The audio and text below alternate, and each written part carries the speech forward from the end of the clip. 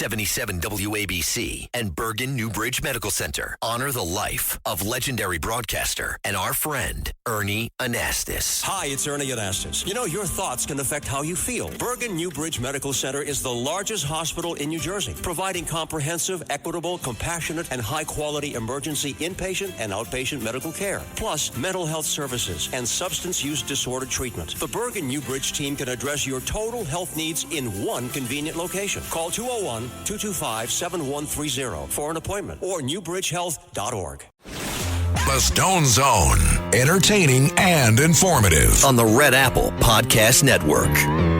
Welcome to the Stone Zone. Tonight I thought we'd go straight from the shoulder politics and bring in what we used to call an old-time Democrat. This is more of a JFK, Harry Truman Democrat, a moderate Democrat who I think was very unfairly treated, but he came up the chairs. He was the assistant state's attorney for Cook County, Illinois. He served in the state legislature in 1996, was elected to the U.S. Congress, and then he became the first Democrat governor elected in Illinois in 26 years. I believe that he was railroaded to a long prison sentence, from which President Donald Trump ultimately gave him a full and unconditional pardon, for which I advocated and was paid nothing for those folks over at Reuters. But I'm proud to have my friend Rod Blagojevich with me because his story is a story of grit and redemption and faith. And all he was guilty of was politics. It outrages me to this day that he was convicted in a trial in which the principal evidence against him, wiretap conversations, were not allowed to be played in court. At the same time, he was denied Barack Obama's FBI 302, which you're supposed to have all evidence against you, but that's still sealed by the Department of Justice. I'm hopeful that Deputy Attorney General Todd Blanche will do something about that. I believe he will. And let's get to the bottom of this case. Let's bring the man on himself, Governor Rod Blagojevich. Governor, how are you this evening?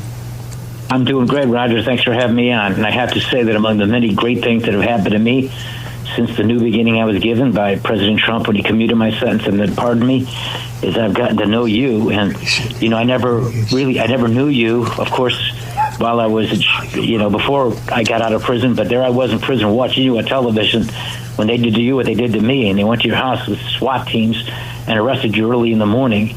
And there you were, defiant and strong, and you did the Nixon thing.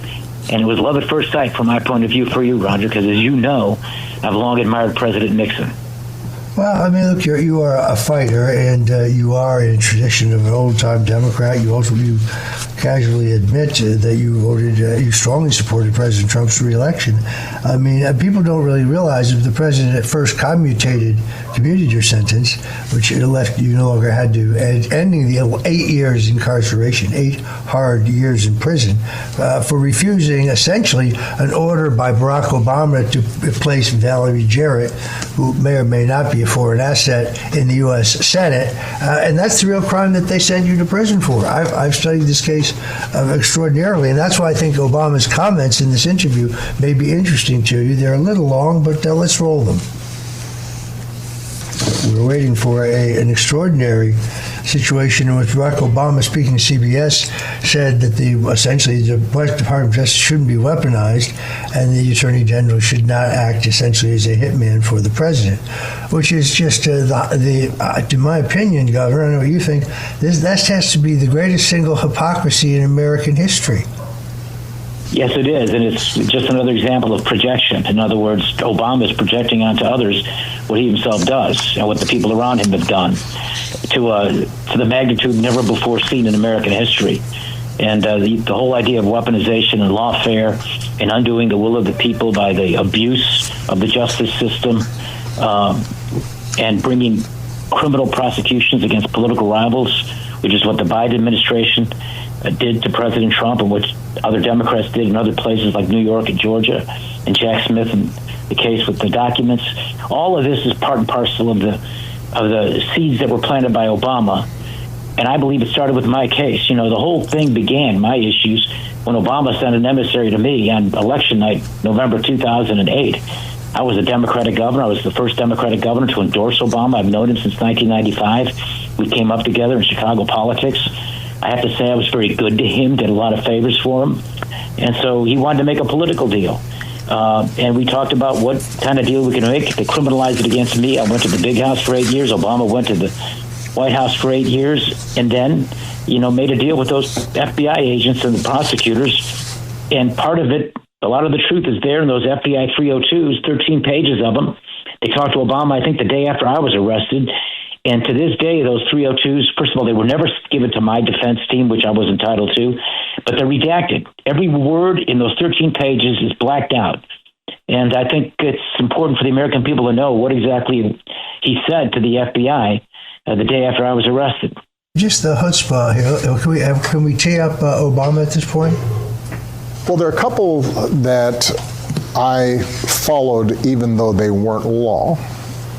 And I want us, we're going to have to do some work to return to this basic norm, and we probably now have to codify it. The White House shouldn't be able to direct the Attorney General to go around prosecuting whoever the President wants to prosecute. Right, because technically it's under the executive branch. Technically, the norm is that it's independent. The idea is that the Attorney General is the people's lawyer. It's not the President's consigliere. Right, even when it's Bobby Kennedy. It's Bobby Kennedy. And so two of the core principles of a democracy, we can survive a lot. Bad policy, funky elections, there's a bunch of stuff that we can overcome. We can't overcome the politicization of the criminal justice system, the awesome power of the state. You can't have a situation in which whoever's in charge of the government starts using that to go after their political enemies or reward their friends, right? So another power, maybe I'd say, would.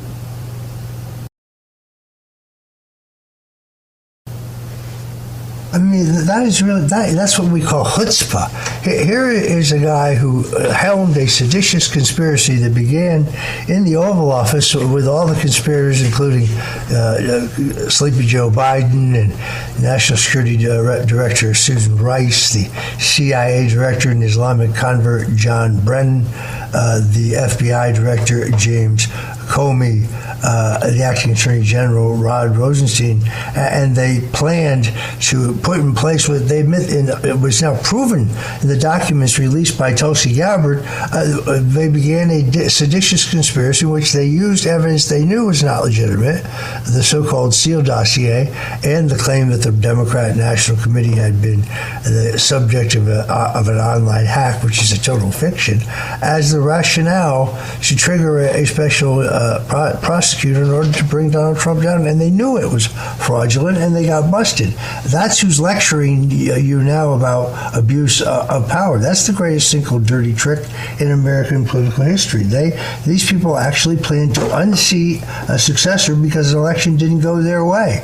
It was a coup d'etat, and they got caught. As far as presidents using attorney generals, President John Adams directed his attorney generals to bring prosecutions, as did JFK, as did FDR, as did Abraham Lincoln. He's the chief executive country, but he's also the chief law enforcement officer, and he has constitutional jurisdiction as an executive branch department over the Department of Justice.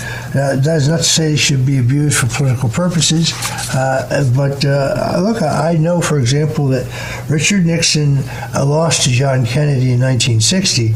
In 1961 and 1962, he came up both years for a random federal tax audit. How likely do you think it is that was likely?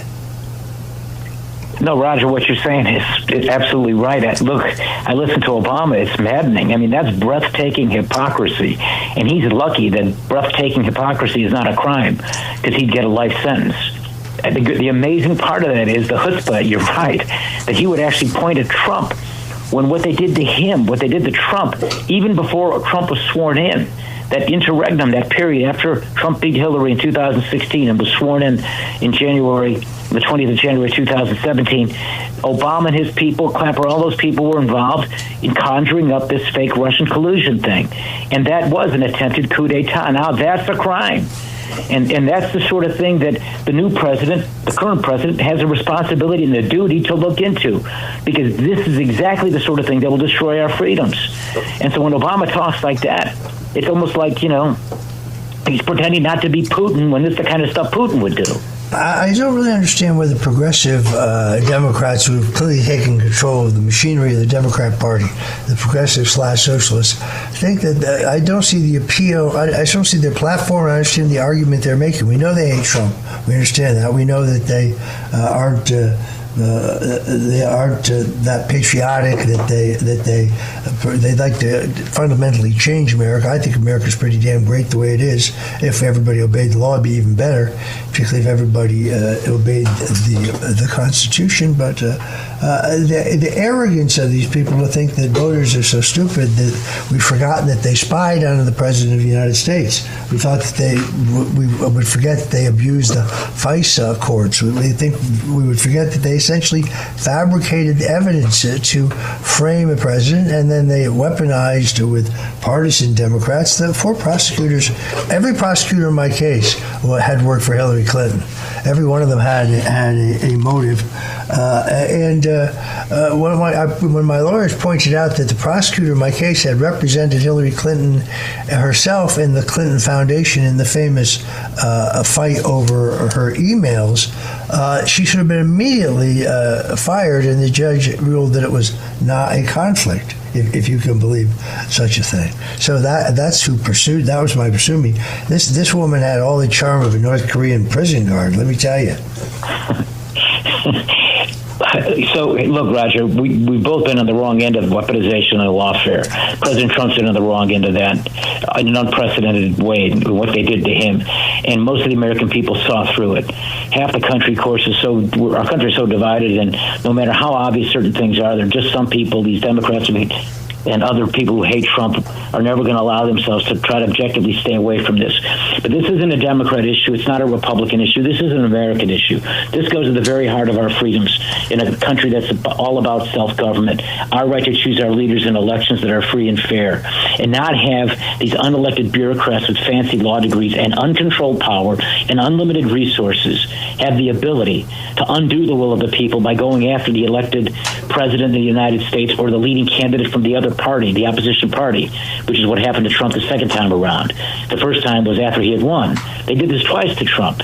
And it would be wrong of President Trump, and I know he's going to do the right thing. He's already doing it, and his administration a little bit late, but they're beginning to gin up and develop the momentum that's necessary to do what they have to do. If we're going to save our country and save our democracy, this isn't vengeance. This isn't the use of the Justice Department to go after your political enemies. This is holding those people who've done that accountable for having done that.